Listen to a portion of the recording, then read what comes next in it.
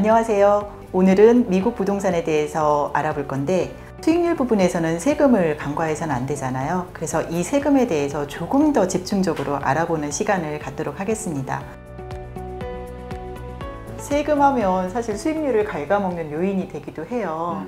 그런데 잘 활용을 하게 되면 특히나 지금처럼 국가 간에 자금 이동 통로가 생겼다라고 하면 수익률을 높일 수 있는 창구가 또 되기도 할 것 같아요. 미국에 투자할 때 가장 큰 문제가 이제 세금 부분일 텐데 미국에서는 세금 문제가 정책적으로 어떻게 진행이 되고 있는지요? 미국은 세금이 투자자한테 혜택을 많이 주고 유리하게 하고 있어요. 우리나라는 세금이 징벌적 과세인 경우가 많아요. 미국에는 그런 게 없고 투자를 유도하기 위한 그런 정책을 주로 많이 펴요. 그럼 넓은 땅에 주택을 민간의 자본으로 공급을 해라 이거네요. 네. 정책적으로 세금 부분은 많이 좀 다를 것 같은데 한국 거주자라면 1가구 2주택을 염려를 안 할 수가 없어요. 미국에 투자한다면 분명히 두 번째, 세 번째 집일 텐데 해당이 안 되나요? 다주택? 한국에 주택이 한 채 있고 또 미국에 한 채를 산다고 해도 1가구 2주택으로 해당이 안 돼요. 그렇기 때문에 중과세를 피할 수 있는 거죠, 우리나라에서. 그러면 이거 신고는 어떻게 하죠? 미국에도 이제 소득세를 신고해야 되고 또 한국에도 소득세를 신고해야 되는데 양쪽에 다 해야 돼요? 네, 양쪽에 다 해야 돼요. 소득은 이중과세가 안 되기 때문에 예를 들어 미국에 세금 신고를 해서 세금을 냈잖아요. 한국에 세금이 낸 것만큼 면세가 돼요. 그러면 영주권자나 아니면 미국 거주자라면 그러면 어떻게 되죠? 예를 들어서 영주권자나 미국에 신분을 가지고 있는 분이 미국에 6개월 이상 매년 거주한다면 미국에서 발생하는 소득이라든가 모든 세금 문제를 한국에 신고할 의무가 없어져 버려요. 그러면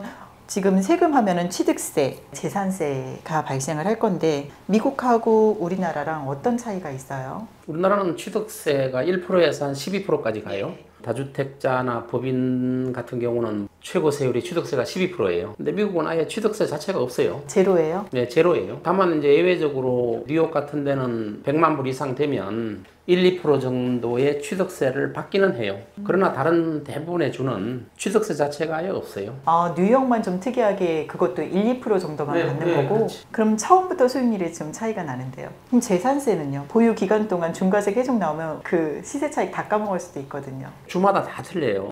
적은 데는 0.27%도 있고 또 많은 데는 뭐 2.47%도 있어요. 뉴저지가 제일 비싸요. 2.47%고 그 다음에 하와이 같은 데는 뭐 제일 싸요. 우리나라 많이 사는데 캘리포니아 같은 경우는 한 1.2%에서 1.3%? 그거는 그러면은 공시지가 기준으로 하는 건가요? 네, 모든 주가. 세율만 달라지는 거네요. 네. 그런데 이제 투자를 장려를 하다 보니까 감면해 주는 것도 굉장히 많긴 아, 감면 한것 많죠. 같아요. 미국에는 재산세를 65세 이상 되면 감면을 해주고 네. 장애인도 감면해 주는 게 있고 또 심지어 종교인도 감면해 주는 경우가 있어요. 이런 감면 혜택이 많아요. 굉장히 장려 정책이 많은데 우리나라랑 너무 다르니까 자꾸만 비교를 하게 돼요. 재산세도 역시 마찬가지로 중과세, 특히나 이제 법인이 소유한 주택 같은 경우는 계속 중과세거든요. 징벌적 과세라고밖에 얘기가 안 나올 정도로 지금 과세율이 특히 법인이 투자한 주택은 굉장히 높아요. 특히 재산세 같은 경우는 모든 주가 다 그런 건 아니지만 네. 특히 캘리포니아 같은 경우는 재산세를 매길 때 취득 가격을 기준으로 해요. 그러면 10년, 20년 사이에 많이 올랐어요. 많이 올라도 취득 가격을 기준으로 하기 때문에 그래서 같은 동네에 살아도 집값은 똑같은데 재산세는 뭐 몇 배 차이 나는 경우가 있어요. 아, 그러면은 그거 절대 팔면 안 되겠는데요. 그래서 한 군데 오래 사는 분들이 많죠. 네. 다만 이제 이런 건 있어요.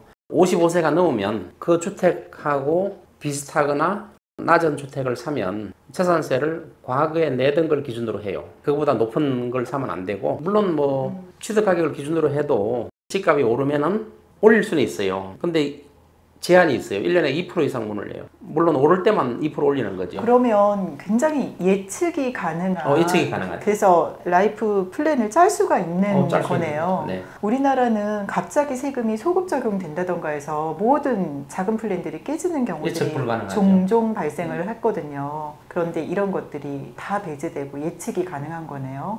그러니까 이제 미국이 재산세가 엄청 높은 것 같은데 우리나라는 뭐 0.1%에서 0.4% 정도 되죠, 재산세가. 네. 근데 미국은 재산세율이 이렇게 높지만은 조금 전에 말한 것처럼 취득 가격을 기준으로 하는 걸 보면 오래 가지고 있는 모델은 재산세를 아주 싸게 내는 거예요. 심지어 또 내가 가지고 있는 주택을 자식한테 상속을 해주면 그 자식은 아버지가 취득한 금액을 기준으로 재산세를 내요. 네?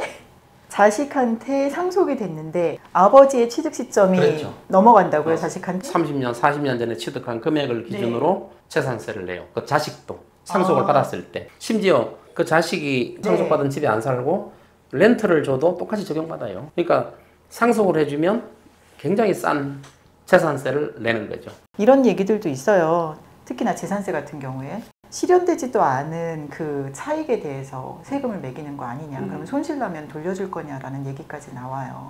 그러니까 이제 재산세, 보유세 같은 경우는 이제 내가 집을 가지고 있어서 집값이 오르잖아요. 나하고 상관없이 오르잖아요. 거기에 대해서 세금을 낼 필요가 없다는 취지죠. 이제 대신 재산세에서 1% 미만 범위 내에서 신규 개발 도시 같은 경우는 재산세 플러스 0.몇 프로 또 하는 경우가 있어요. 그거는 뭔가요? 예를 들어서 오레지 카운티의 얼바인 같은 경우가 신도시인데 그런 경우는 개발세를 세금에 플러스해서 내요. 개발에 대한 이익을 누렸으니까 그거에 대한 세금을 내라는 개발세를 내라. 네. 그러면 우리나라는 공시지가 제도가 있어서 재산세 세금 부과 기준이 공시지가인데요. 미국도 공시지가 제도랑 비슷한 유사한 제도가 있나요? 우리나라 같은 경우는 이제 감정평가사가 전 국토의 50만 필지를 감정을 하고 그 50만 필지를 기준으로 해서 우리나라 전체 토지 한 2,600만 필지가 있는데 2,600만 필지를 공무원이 산정을 해요. 근데 미국은 감정평가사가 하는 게 아니고 공무원이 해요. 미국에 카운티라고 있어요. 주정부 밑에 카운티가 있고 그 밑에 시티가 있거든요. 카운티에 어세서라고 있어요. 어세서. 그 어세서가 뭐 조세 사정관 이렇게 번역할 수도 있겠죠. 네.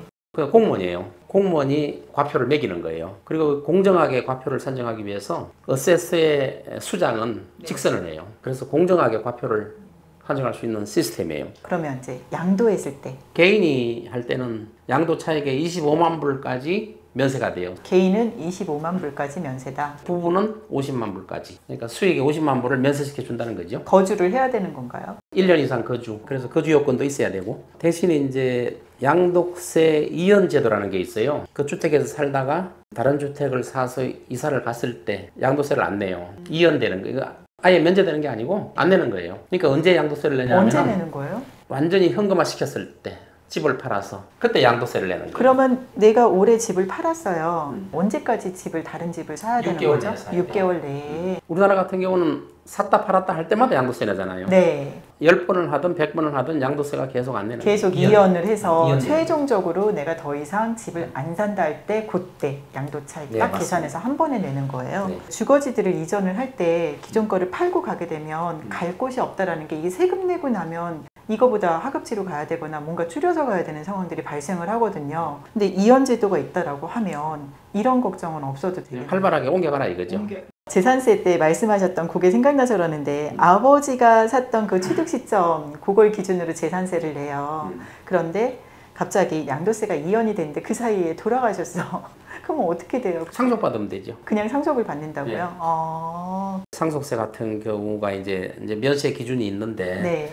상속이 돼버리면 또 자식한테 계속 연결되는 거예요. 아까 재산세도 계속 연결되잖아요. 네. 그러면 상속세 얘기가 나왔으니까 그냥 계속 여쭤볼게요. 우리나라는 상속세 제도가 정말 높아요. 그래서 이 상속세 때문에 2대, 3대를 가는 기업이 우리나라는 없을 수도 있어요. 기업뿐만 아니라 부동산도 역시 마찬가지라서 저희 자산가 분들도 자금이 일정 부분 이상 초과해서 가지고 계신 분들은 아예 이민을 결정하신 이유가 이 상속세 때문에 미리 가시거든요.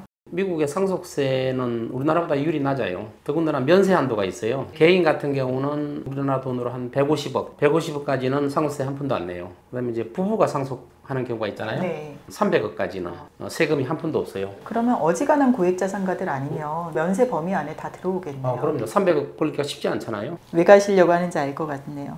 근데 이런 세금적인 부분들은 사실 일반인들이 쉽게 접근할 수 있는 부분들은 아니에요. 이런 거에 대한 조언은 어떻게, 어디를 통해서 받아야 되나요? 세무 전문가들한테 조언을 받아오고 세세한 부분은 어차피 세무 전문가한테 조언을 다 받아야 돼요. 아까 300억까지는 면세가 된다고 했잖아요. 네. 이제 그 이상 내는 분들, 큰 자산가들 이런 분들도 이제 또 빠져나갈 수 있는 방법이 있어요. 우리나라 같은 경우는 이제 상속세가 50%잖아요. 20% 중과되면 한 60%까지 세산세를 내잖아요.